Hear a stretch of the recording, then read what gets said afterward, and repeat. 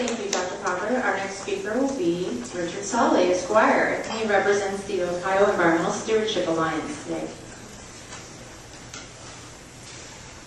Thank you and good afternoon, and thank you for coming.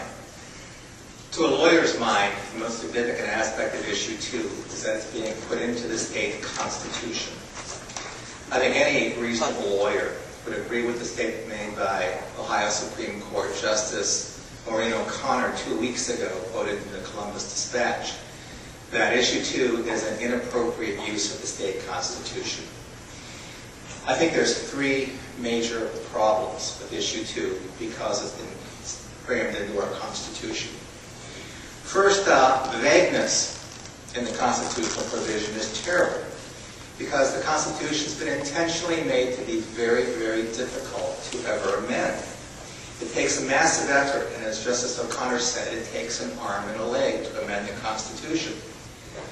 Therefore, constitutional amendments are supposed to receive extensive review, extensive comment, extensive research and analysis. In contrast, Issue 2 just had a week from the time it was introduced. It was whipped through the legislature in 2 days of hearings and was out onto our ballot in that short a time. Any drafting problem encountered in that rushed effort would necessarily have to have a new constitutional amendment adopted. I just want to give one easy example of those types of vagueness problems, the problems of dogs.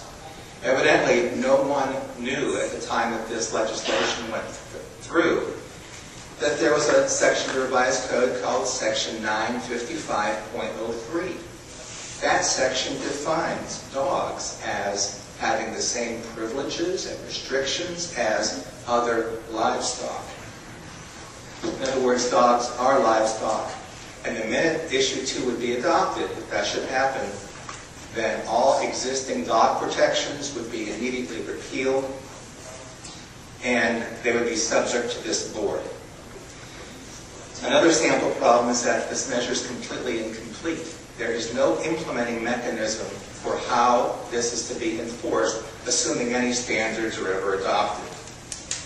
We don't know if they're going to adopt a fine of $20 if there's a violation.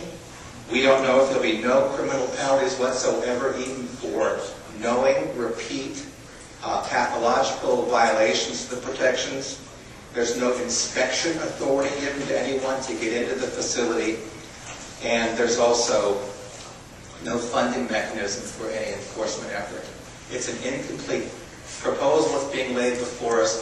Why would we adopt that when what should be done is put this into a statute that we could see in one complete entity and we could review it in detail before it's voted on?